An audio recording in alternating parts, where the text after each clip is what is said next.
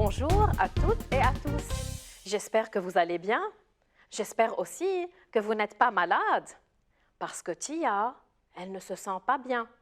Écoutons ensemble cette chanson.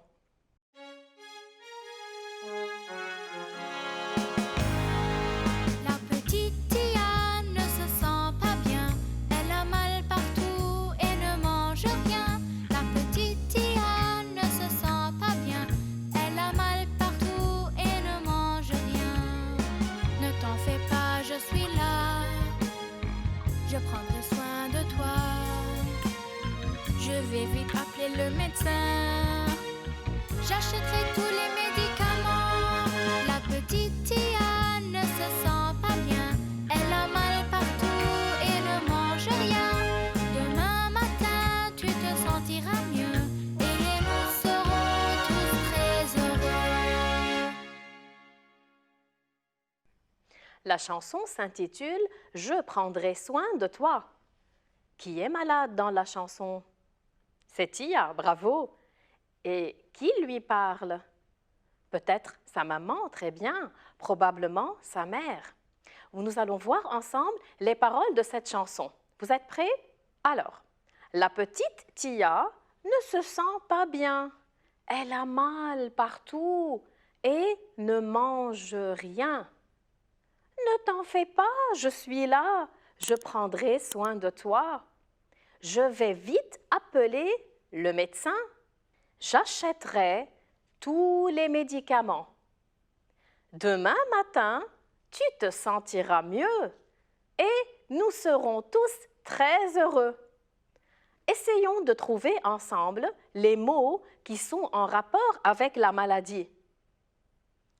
Tia ne se sent pas bien, très bien. Elle a mal partout, très bien.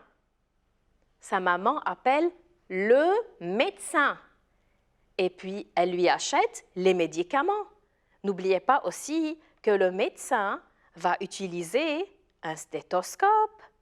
Il va peut-être utiliser un abaisse-langue ou bien aussi un thermomètre. Bravo! Alors, voyons ensemble dans cet épisode comment Tia est tombée malade et qui l'a aidée à guérir.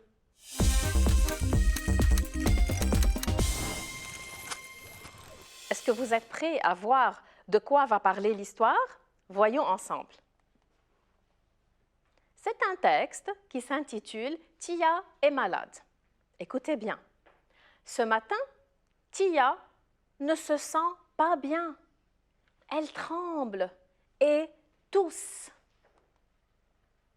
Lorsque sa maman la voit dans cet état, elle prend sa température avec un thermomètre. « J'ai mal à la tête, maman », dit-elle en gémissant. « Calme-toi, ma chérie, tu es sans doute tombée malade. » La maman appelle alors le médecin. À son arrivée, il l'examine. Il écoute les battements de son cœur à l'aide d'un stéthoscope, observe sa gorge avec un abaisse-langue. Il découvre qu'elle souffre d'une grippe, puis il lui rédige une ordonnance. Son papa et son frère vont lui acheter les médicaments. Nous avons apporté tout ce qu'il faut. Dans quelques jours, tu guériras, s'exclame son père.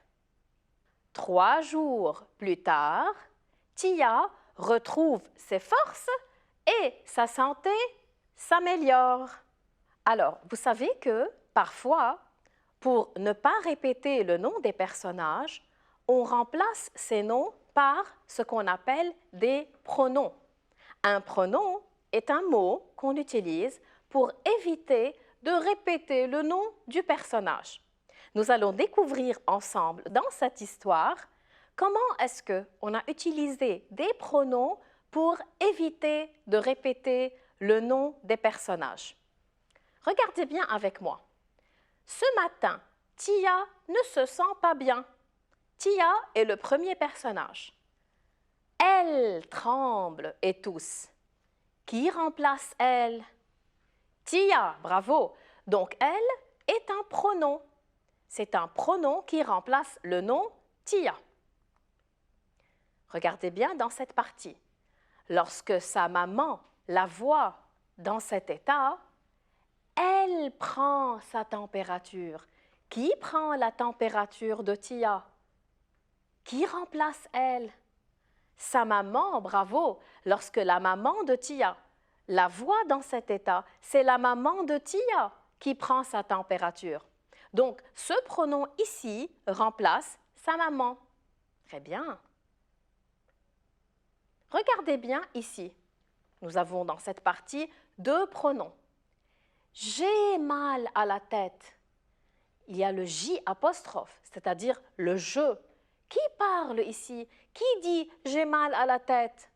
C'est Tia, bravo. Alors, le je est un pronom qui remplace Tia. Ensuite, il y a quelqu'un qui dit calme-toi, ma chérie. Tu es sans doute tombée malade. Tu. Qui est ce tu? C'est Tia aussi.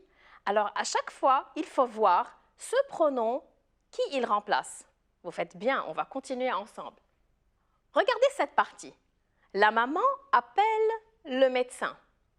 À son arrivée, c'est-à-dire quand le médecin arrive, il l'examine. Qui examine Tia? Il.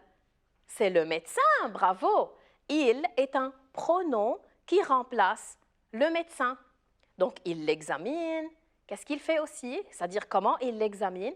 Il écoute les battements de son cœur avec un stéthoscope, observe sa gorge avec un abaisse-langue. Il découvre, c'est-à-dire le médecin découvre qu'elle souffre, que Tia souffre d'une grippe. Puis, il rédige une ordonnance. Qui rédige l'ordonnance? Le médecin, bravo. Donc, on a pu comprendre d'après le sens ces pronoms-là, qui il remplace. C'est un travail parfait que vous faites. À la fin, je vous rappelle que son papa et son frère vont lui acheter les médicaments. Alors, ils lui disent « Nous avons apporté tout ce qu'il faut ». Qui remplace ce « nous » ? Le papa et le frère, bravo. Dans quelques jours, tu guériras. À qui s'adresse-t-il? À Tia. Très bien, alors tu remplaces Tia. Tu guériras, c'est-à-dire tu remplaces Tia. 3 jours plus tard, je vous rappelle que Tia retrouve ses forces et sa santé s'améliore. Bravo. Alors n'oubliez pas que dans un texte, nous pouvons remplacer, nous devons aussi remplacer les noms par des pronoms pour éviter de répéter les noms des personnages. À la fin, j'ai envie de relire avec vous un petit paragraphe qui décrit l'auscultation, c'est-à-dire comment le médecin a examiné Tia. Regardons ensemble. C'est intéressant de le retenir. Est-ce que vous pouvez le retenir? Nous allons voir. Vous pouvez aussi gesticuler, c'est-à-dire faire des gestes aussi comme moi. Il écoute les battements de son cœur à l'aide d'un stéthoscope.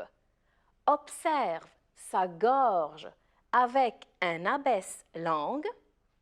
Il découvre qu'elle souffre d'une grippe. Puis, il rédige une ordonnance. Parfait.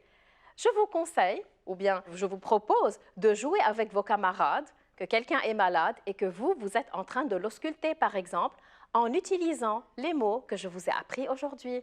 Finalement, j'espère que vous avez apprécié cette chanson, vous avez apprécié l'histoire. Je vous dis au revoir et à la prochaine.